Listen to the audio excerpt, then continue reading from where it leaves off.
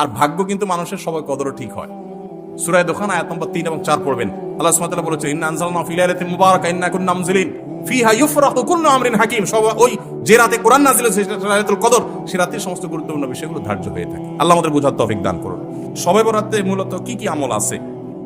শবে বরাতে কি কি আমল আছে ভাই?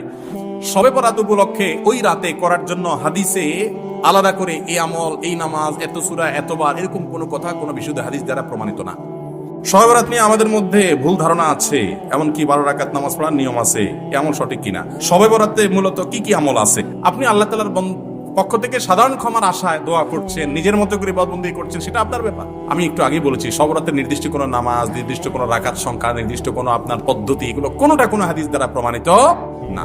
শরীয়ত আপনাকে নির্দিষ্ট কোনো ফরম্যাট ঠিক করে দেয় না যে এই ফরম্যাটে আপনাকে করতে হবে।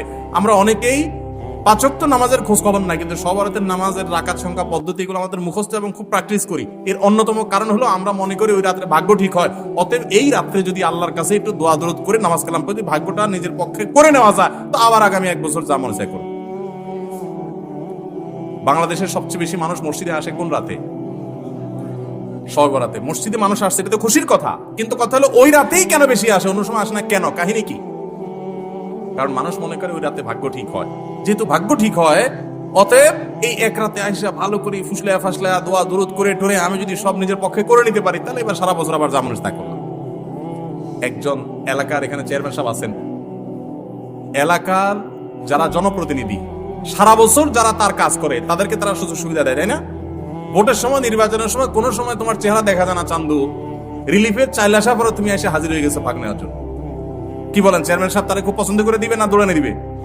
সারা বছর মসজিদে আসার খবর নাই, এখন তুমি ভাগ্য ঠিক হওয়ার আশা করে ওই সময় এসে সিরিয়াল দিয়ে দাঁড়ায় গেছো। তুমি পানি চেঁচার সময় ছিল না, মাছ ধরার সময় হাজির হয়ে গেছো। বুঝেন নাই কথাটা? এই জন্য নামাজ কি শুধু শবে বরাতে পড়া জিনিস না, সারা বছর পড়া জিনিস। আর ভাগ্য কিন্তু মানুষের সবাই কদরও ঠিক হয়। সূরা দোকান আয়াত নম্বর 3 এবং 4 পড়বেন। আল্লাহ সুবহানাহু ওয়া তাআলা বলেছেন, ইন্না আনজালনা ফি লাইলাতিন মুবারাকা ইন্না কুন্না মুনজিলিন ফিহা ইউফরাকু কুল্লু আমরিন হাকিম। ওই যে রাতে কোরআন নাযিল হয়েছে সেটা লাইলাতুল কদর, সে রাতে সমস্ত গুরুত্বপূর্ণ বিষয়গুলো ধার্য হয়ে থাকে। আল্লাহ আমাদের বোঝার তৌফিক দান করুন। শবে বরাতে মূলত কি কি আমল আছে? শবে বরাতে কি কি আমল আছে ভাই?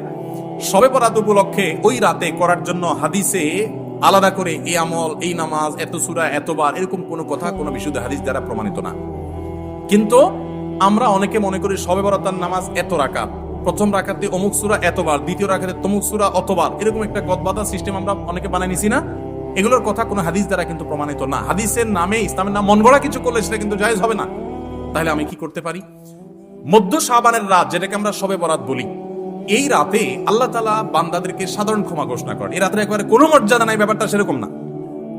মর্যাদা হলো যে আল্লাহ তাআলা বান্দাদেরকে সাধারণ ক্ষমা ঘোষণা করেন। তবে যার ভিতরে অন্যের প্রতি হিংসা আছে, শত্রুতা আছে, তাকে আল্লাহ মাফ করেন না। আর যে শিরকে লিপ্ত, আল্লাহ তাকে মাফ করেন না। আপনি মাজারে সিজদা করেন আর শবে বরাতে সারা রাত মসজিদে সিজদা করতেছেন আর কান্নাকাটি করতেছেন, লাভ নাই, কারণ আপনি শিরকে লিপ্ত। শবে বরাতে সাধারণ ক্ষমা বা মধ্য শাবানের রাতে সাধারণ ক্ষমার মধ্যে আপনি পড়বেন না।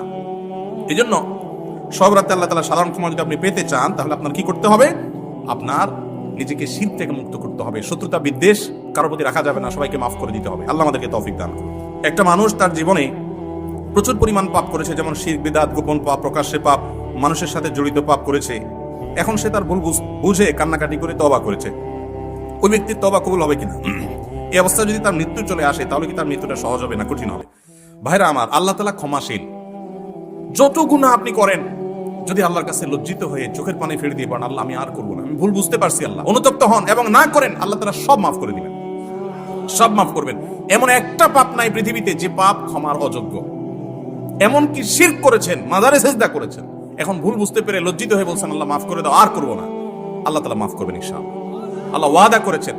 আল্লাহ বলেছেন, তুবু ইলাল্লাহি জামিআন আইয়ুহাল মুমিনুন, হে ঈমানদাররা, তোমরা সবাই আল্লাহর কাছে তওবা করে ফিরে আসো। লা তাকনাতু মির রাহমাতিল্লাহ, আল্লাহর রহমত থেকে নিরাশ হয়ো না। ইন্নাল্লাহা ইয়াগফিরুদ দুনুবা জামিআ, আল্লাহ সব গুনাহ মাফ করে দিবেন, কিন্তু ক্ষমা চাইতে হবে। আল্লাহ আমাদেরকে ক্ষমা চাওয়ার তৌফিক দান করুন। সকল গুনাহ আল্লাহ তাআলা মাফ করে দিবেন, কিন্তু বান্দার হক মেরে দিয়েছেন, টাকা নষ্ট করেছেন, মানুষের হক খেয়ে ফেলেছেন, তাহলে সেই গুনাহ কিন্তু আল্লাহ রাব্বুল আলামিন, আপনি ওই আল্লাহর কাছে তো মাপ চাইলে মাফ হবে না, আল্লাহর কাছে মাপ চাইতে হবে, আবার বান্দার হক ফেরত দিতে হবে।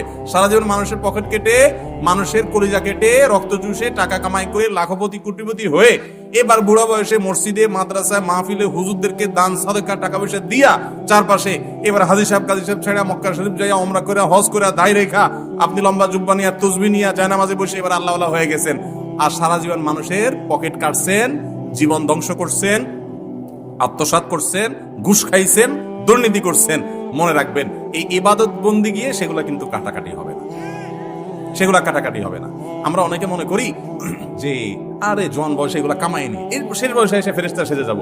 আপনি ফেরেশতা সেজে গেছেন, আমি চিনবো না, আমি দেখবো মাশাআল্লাহ কি সুন্দর দাড়ি, হাজী সাহেব গাজী সাহেব মাশাআল্লাহ নারে তাকবীর আলহামদুলিল্লাহ, কিন্তু আল্লাহ কিন্তু জানে আপনি কি করে আসছেন। তাহলে কি করতে হবে? যাদের হক মেরেছেন তাদের হক তাদেরকে ফেরত দিতে হবে, তাদেরকে যদি খুঁজে না পাওয়া যায় তাদের তরফ থেকে দান করে দিতে হবে, এরপর আল্লাহর কাছে মাফ চাইবেন, মাফ হবে। বান্দার হক ডেঞ্জারাস, আল্লাহ তাআলা আমাদেরকে বোঝার তৌফিক দান করুন। এরপর প্রশ্ন হলো মাজারে সিজদা করা যাবে কিনা। এই সিজদা কার জন্য নিবেদন করতে হবে? এই কপাল কার জন্য নিবেদন করতে হবে? আল্লাহর জন্য। এই কপাল ইমানদার কখনো আর কারোর জন্য নিবেদন করতে পারে? কেন পারে না? কারণ শিরক হবে। কারণ তাতে কি হবে? শিরকের অপরাধ সবচেয়ে ভয়াবহ। কেন জানেন?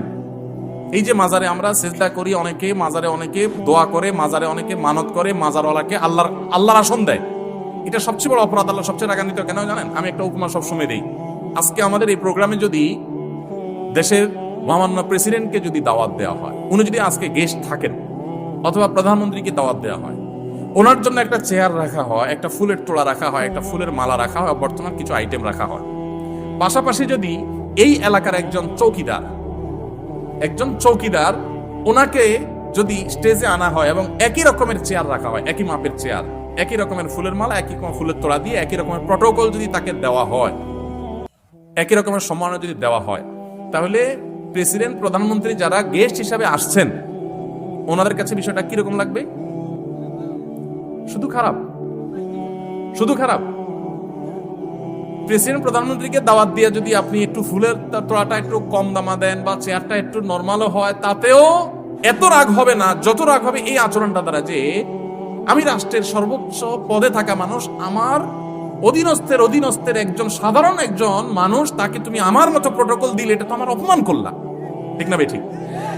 অথচ প্রধানমন্ত্রী প্রেসিডেন্টও মানুষ আর চৌকিদারও উভয় কি মানুষ, হয়তো পদের বেশ কম, এই তো, আর তো কোনো বেশ কম নাই। মানুষে যদি এরকম নিজের একজন মর্যাদা যদি একজন তার চাইতে অধীনস্থকে যদি সমমর্যাদা দেওয়া হয়, এটা যদি তার জন্য অপমানের হয়, তো মহান আল্লাহর কাছে আমরা সেজদা করি, তার কাছে দোয়া করি, তার কাছে প্রার্থনা করি। এখন মানুষের সাথে মানুষের যদি এত আপনার বেশকম থাকে, তাহলে স্রষ্টার সাথে সৃষ্টির বেশকম কত বেশি, যে স্রষ্টার কাছে যে ইবাদত করেন, তারে যে কপাল দেন, তারে যে সেজদা করেন, একই জিনিস যদি ওই মাজারওয়ালার কাছে করেন, মাজারওয়ালা কি স্রষ্টা না সৃষ্টি? সে কি মালিক না গোলাম? তাহলে গোলামকে যদি আল্লাহর মতো মর্যাদা দেন, তাহলে এটা আল্লাহর জন্য কত বড় আল্লাহর রাগান্বিত হওয়ার কথা। আল্লাহকে তো অপমান করা যায় না, মানে আল্লাহকে অপমান করার হীন চেষ্টা কত জঘন্যভাবে হয়। এই জন্য শিরকের এই অপরাধটা আল্লাহর কাছে সবচেয়ে বড় অপরাধ। এই জন্য নবী করিম সাল্লাল্লাহু আলাইহি সাল্লাম এই জন্য বলেছেন, যে ব্যক্তি, ভালো করে শুনে রাখেন, যে ব্যক্তি শিরিক করবে না, তাওহীদ ঠিক রাখবে, ঈমানটা ঠিক রাখবে, আমলে এদিক সেদিক উল্টাপাল্টা কম বেশি হতে পারে, বাট ঈমান তাওহীদ যে ব্যক্তি মজবুত করবে, ঈমান ঠিক রাখবে, তাওহীদটাতে কোনো ঝামেলা করবে না, শিরিক করবে না, এই ব্যক্তির জন্য আল্লাহর পক্ষ থেকে আল্লাহ ওয়াজিব করে নিয়েছেন, আল্লাহর উপরে কর্তব্য হয় ওই লোককে জান্নাতে দেওয়া, জাহান্নাম থেকে মুক্তি দেওয়া। বান্দার হক হলো, আল্লাহর হক হলো আল্লাহর ইবাদত করবেন, আল্লাহর সাথে শিরিক করবেন না, আর এটা হলো আল্লাহর হক।